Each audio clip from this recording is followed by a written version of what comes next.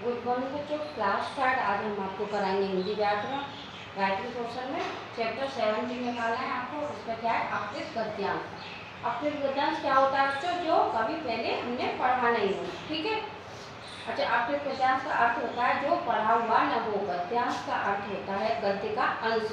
इसका पूरा अर्थ यह हुआ कि जिसे तुमने पहले कभी न पढ़ा हो। ऐसे गद्यांश को सबसे पहले 2 या 3 बार ध्यानपूर्वक पढ़ना चाहिए और उसका अर्थ समझना चाहिए। उसके बाद गद्यांश के बारे में पूछे गए प्रश्नों के उत्तर देने चाहिए। अब देखो नीचे हमारे आपसे गद्यांश दिए हुए हैं। तो क पे क्या है, एक कौआ बहुत घमंडी था। उसे अपने साथी कौआ के साथ रहना बिल्कुल पसंद नहीं था। वह अपने आप को इन सबसे अलग समझता था। उसे सिर्फ मोर पसंद थे। वह उन्हीं के जैसा बनना चाहता था। एक दिन उसे कुछ मोर के पंख पड़े हुए मिले। उसने झट से पंख उठाकर अपनी पूंछ में सजा लिए। उसे मोर बनना बहुत अच्छा लगा। वह घूमता फिरता मोरों के पास पहुंच गया। मोरों ने उसे पहचान लिया कि और मारकर भगा दिया। वह बहुत शर्मिंदा हुआ और वापस अपने साथियों के पास लौट आया। परंतु अब कौआ ने भी उसकी परवाह नहीं की और उसे वहां से भी भगा दिया।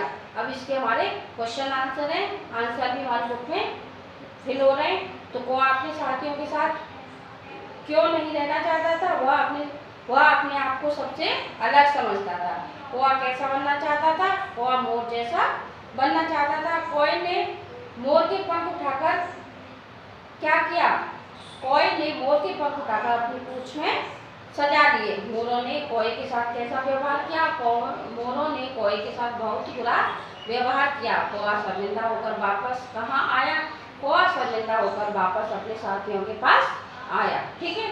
अब देखो सेकंड वाला है ताजमहल। अब इसको आपको रीडिंग करनी है और इसके भी क्वेश्चन आंसर दिए हुए हैं। अब आपको क के और ख वाले के क्वेश्चन आंसर अपनी हिंदी व्याकरण की नोटबुक में करने हैं और गद्यांश को नहीं लिखोगे, केवल आपको रीडिंग करनी है और अच्छे से समझना है और क्वेश्चन आंसर कॉपी में करने हैं। अब नीचे देखो क पे एक और गद्यांश है और ख में भी एक और है। ठीक है, 2 गद्यांश और हैं। आओ अब अभ्यास करते हैं। इस वाले हमारे देश के झंडे का है।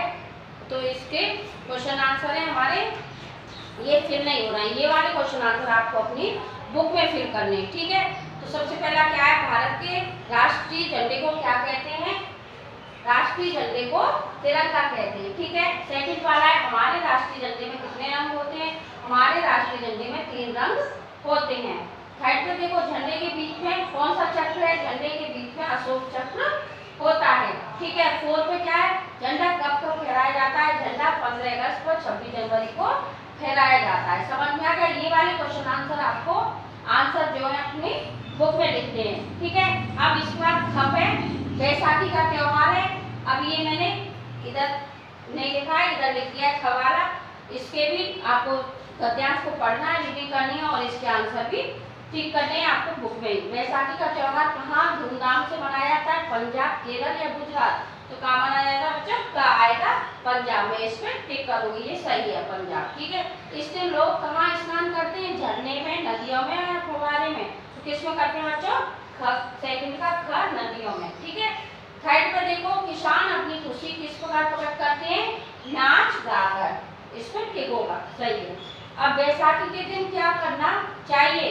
नए काम की शुरुआत करनी चाहिए। ठीक है। जब कोई भी किसान वगैरह नया काम करते हैं उसकी शुरुआत हमें करनी चाहिए बैसाखी के दिन। ठीक है। अब भारतीय पंचांग के अनुसार इस दिन किसका शुभारंभ होता है? नव वर्ष का शुभारंभ होता है। समझ में आ गया? इस तरीके से आपके गद्यांश वाला पूरा चैप्टर कंप्लीट हो गया है। आपको पहले वाले के क के और ख के क्वेश्चन आंसर कॉपी में करने हैं और दूसरे वाले क और ख के आपको बुक में ही फिल करने हैं। थैंक यू बच्चों।